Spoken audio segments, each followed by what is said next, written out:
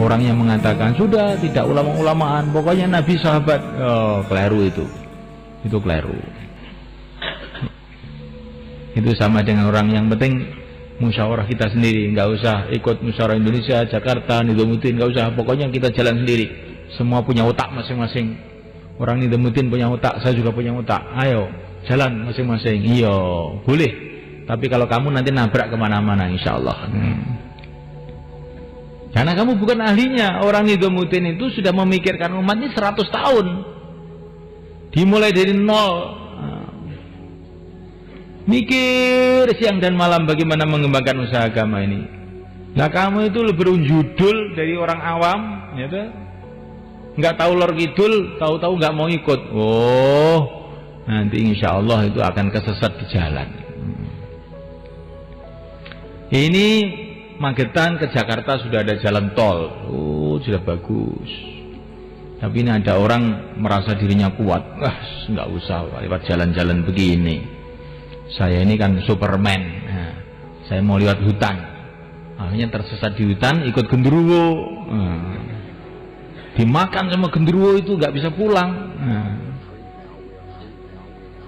Begitulah kalau orang tidak mau ikut ahlinya. Ini dakwah sudah dibikin mulus, tinggal naik saja. Bukan hanya jalannya saja yang mulus, bisnya pun sudah disiapkan. Itu bis pertama jamaah setahun, kedua 4 bulan, 40 hari, 3 hari, bis terakhir 5 amal makomi, masturot, pelajar, tinggal numpak sudah sampai ke Jakarta. Duduk tidur sudah sampai ke Jakarta. Tapi nggak mau ini. Saya mau lewat Bengawan Solo saya. Akhirnya dimakan sama buayanya Joko Tingkir. Repot ya malaikat. Ini urusan dakwah. Urusan keilmuan juga begitu. Ini terus terang saja saya ini. Sekarang itu zaman orang kata nggak mau ulama, nggak mau taklid, nggak mau mazhab, nggak mau macam-macam. Kamu itu loh tamatan SMA bilang begitu tuh apa toh kamu itu? Kamu bilang matematika gitu loh cocok. Jangan ngomong begitu, itu bukan ahli kamu. Ini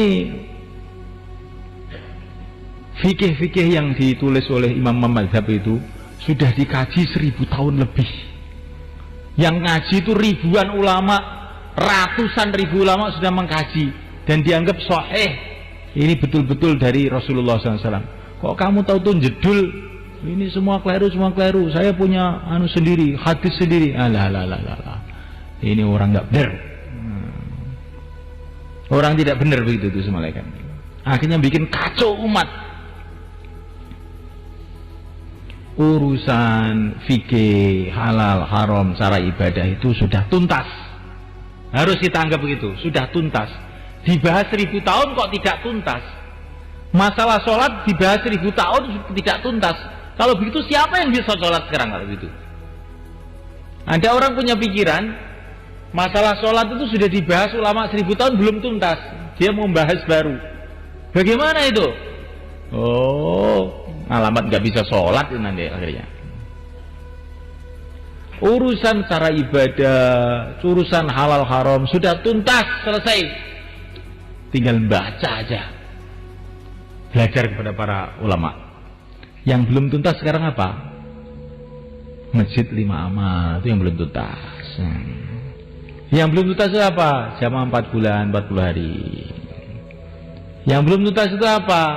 Ini umat ini tidak mau sholat. Bagaimana mau sholat? Kalau caranya sholat sudah tuntas.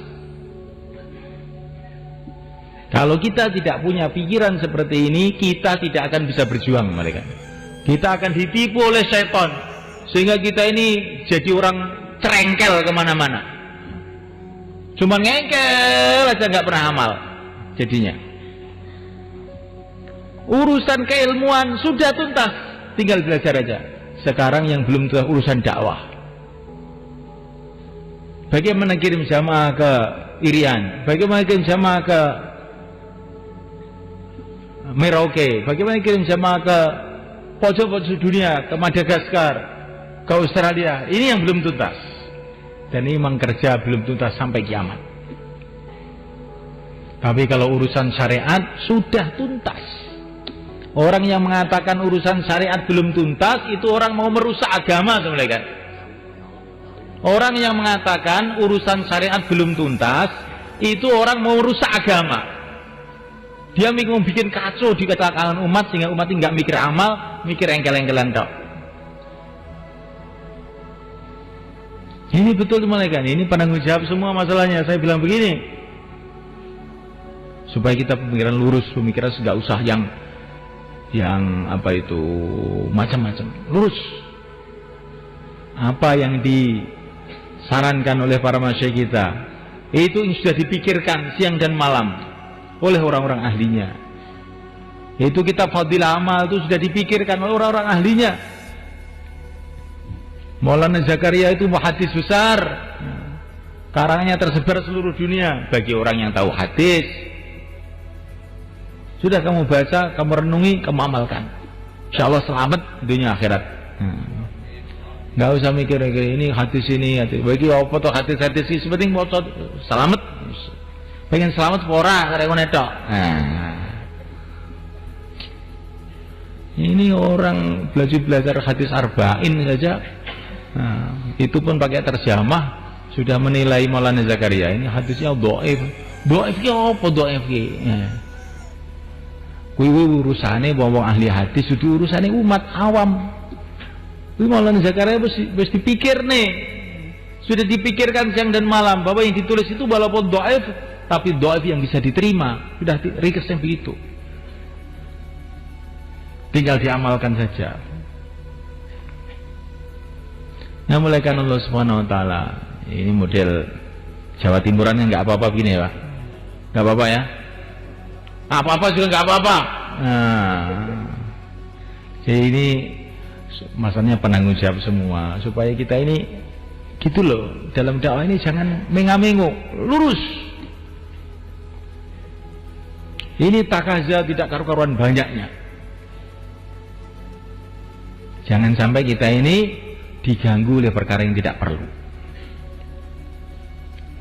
Maka diceritakan oleh para ulama, ada orang mau pergi ke masjid, dicegat sama setan. Mau pergi kemana kamu? Mau ke masjid.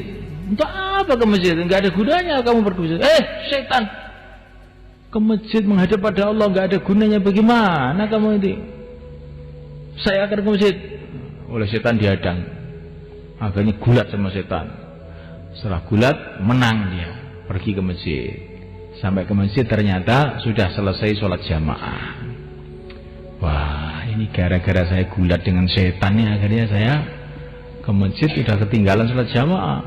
Besoknya lagi mau ke masjid, dihadang lagi sama setan. Ke masjid lagi kamu. Apa sih kamu?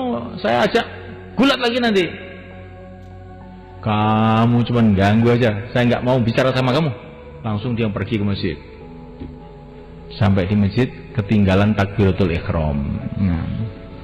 Wah, kurang ajar ya, saya masih ditipu lagi. Besoknya lagi dia ke masjid, dihadang sama setan lagi. Oh, dia saya bumpet, saya tidak mau ngomong. Langsung sop awal takbiratul ihram. Begitu larang dakwah mereka. Kalau kita ini mendengarkan omong sana, omong sini, omong sana, sini, ketinggalan, masjidnya nggak hidup, jamaah tidak keluar, iman kita merosot, terus ngerasani orang tiap hari.